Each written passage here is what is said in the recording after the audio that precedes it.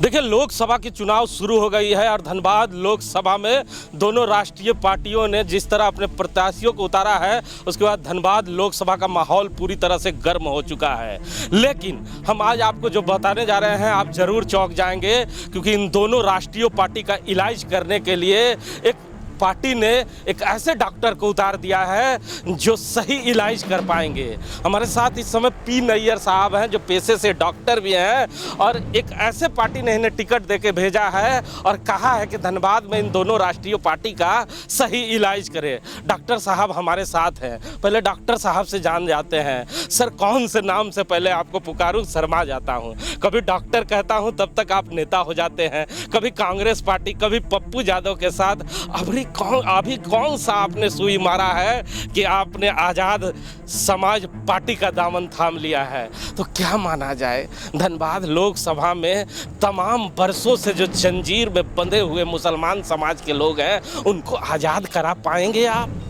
एकदम खुल गए हैं सारे लोग इस वक्त, और ज़ोरदार से चंद्रशेखर आज़ाद रावण जी ने ऐलान कर दिया है कि जो हिंदुस्तान में दलितों और मुस्लिम गरीब मजदूर अल्पसंख्यकों का जो नेता है चंद्रशेखर आज़ाद भाई ने मुझे जिम्मेवारी दी है धनबाद लोकसभा का। तो धनबाद लोकसभा में जितने शुरू से आज तक जो सांसद बनते आए हैं, सभी ने अपने आप को बनाया है, अपने परिवार खानदान को बनाया है।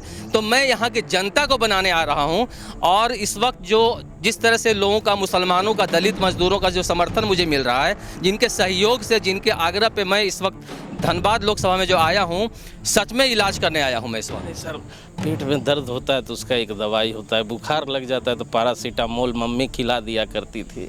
तो लोगों ने कहा कि डॉक्टर साहब आए हैं तो ज़रूर कुछ ना कुछ ऐसा दवा लेके आए होंगे जो देंगे धनबाद में और माहौल गर्म हो जाएगा। क्योंकि बरसों के बाद कोई अल्पसंख्यक का बेटा इतनी भी हिम्मत जुटा पाया कि धनबाद लोकसभा लड़ने का ऐलान करने आया है। आज नहीं तो कब। आज हम अपनी आवाज़ इसलिए बुलंद करने आए हैं कि अभी तक हमारी आवाज़ों को लोगों ने दबा के रखा था और खामोश कर रखा था।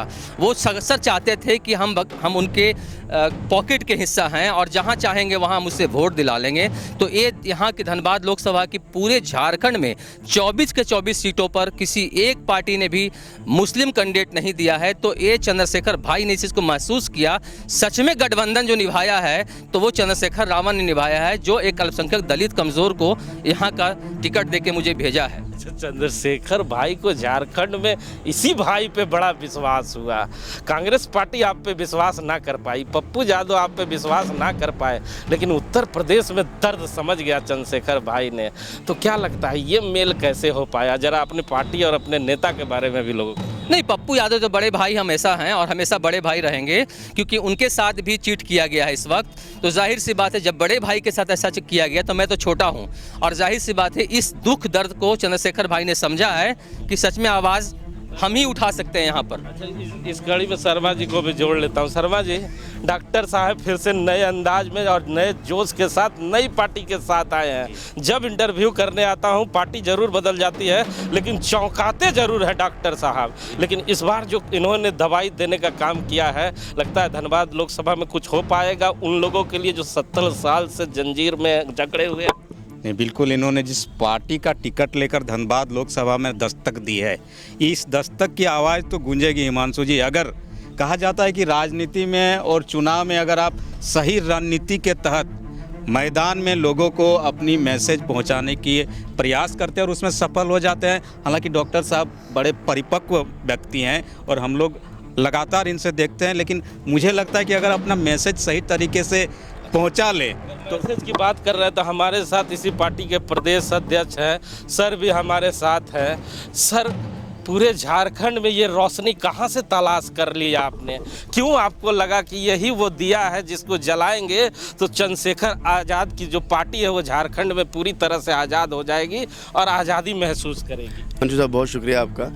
आपने जो सवाल किया है कि क्या रोशनी यहाँ से फूटेगी, तो मैं हमको ये बताना चाहता हूँ कि झारखंड में 2009 के बाद से, जहाँ तक मैं समझ रहा हूँ, 2009 के बाद से किसी भी मुसलमान को किसी भी क्षेत्रीय पार्टी ने, ना कि केंद्रीय पार्टी ने जगह दिया। तो चंद्रशेखर दास साहब ने यकीन दिलाया यहाँ के अल्पसंख्यकों को, यहाँ के दलितों को, क्योंकि हमने एक सीट और भी दिया है लोहरदगा में।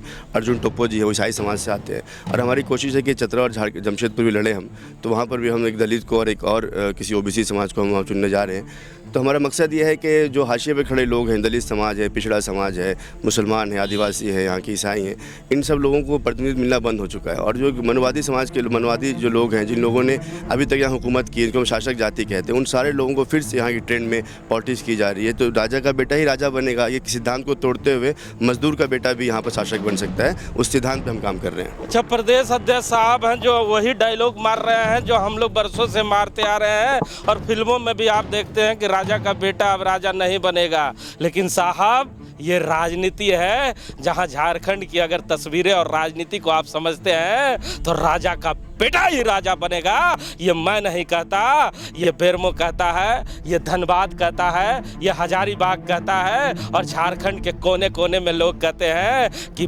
पिताजी चले जाएंगे तो उनके नक्शे कदम पर उनके बेटे आएंगे, अगर बेटे चले जाएंगे तो उनकी बहुरानियाँ आएगी। और लंबे समय से जिस पार्टी में ये प्रथा चल रही थी, वो जंजीर जब डॉक्टर साहब तोड़ेंगे तो आज़ाद पार्टी में आएंगे कि लोग अच्छा महसूस करके कोई तो है हमारा, जो हमारे बीच का, हमारे कौम का जो है इस वक्त रहनुमा, जो आवाज़ उठाने के लिए इस वक्त जो सड़कों पे आया हुआ है।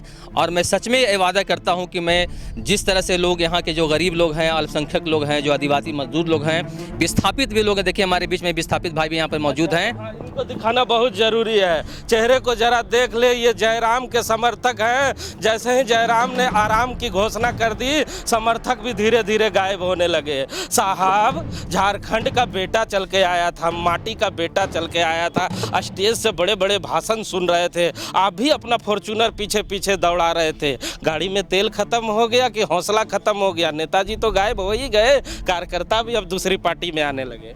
अच्छा, वो तो समय बताएगा। डॉक्टर साहब के समर्थन में नहीं है? ना है, बिल्कुल नहीं। तो जयराम जब सामने आएंगे तो क्या कहेंगे? हाँ, जयराम अपना गिरिडीह देख रहे हैं, धनबाद हम देखेंगे डॉक्टर साहब के साथ। शर्मा जी देख रहे हैं ना, अब जयराम के लोगों में थरथराहट आने लगी है। जो दहाड़ जयराम महतो मारा करते थे, और धनबाद में जब उन्होंने अल्पसंख्यक प्रत्याशी दिया था तो हम ही लोगों ने अपने टीवी चैनल के माध्यम से कहा था कि 70 साल के इतिहास में पहली बार कोई अल्पसंख्यक का बेटा चल कर आ रहा है धनबाद लोकसभा में। इस बार धनबाद में कुछ परिवर्तन हो सकता है। लेकिन जैसे ही कैंडिडेट की घोषणा हुई, उसके लंबे समय के बाद भी जयराम महतो के जो समर्थक हैं, जो उम्मीदवार हैं, वो प्रत्याशी का इंतजार करते रह गए, और प्रत्याशी न चंदन क्यारी अभी तक पहुंच पाए हैं, न धनबाद पहुंच पाए हैं। उसके पहले गाड़ी पकड़कर डॉक्टर साहब आ गए हैं। अब डॉक्टर साहब वो परेशानी बढ़ा देंगे जयराम को, और अल्पसंख्यक का जो ढिंढोरा पीट रहे थे,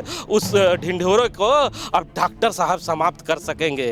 अब तो आने वाला समय बताएगा कि डॉक्टर साहब को कितना समर्थन और कितना प्यार मिलेगा, और इनके जब राष्ट्रीय अध्यक्ष आएंगे इस जगह तो उनकी बातों से लोग कितने प्रभावित होंगे, ये आने वाला समय बताएगा। कैमरामैन भोला के साथ जीपी हिमांशु।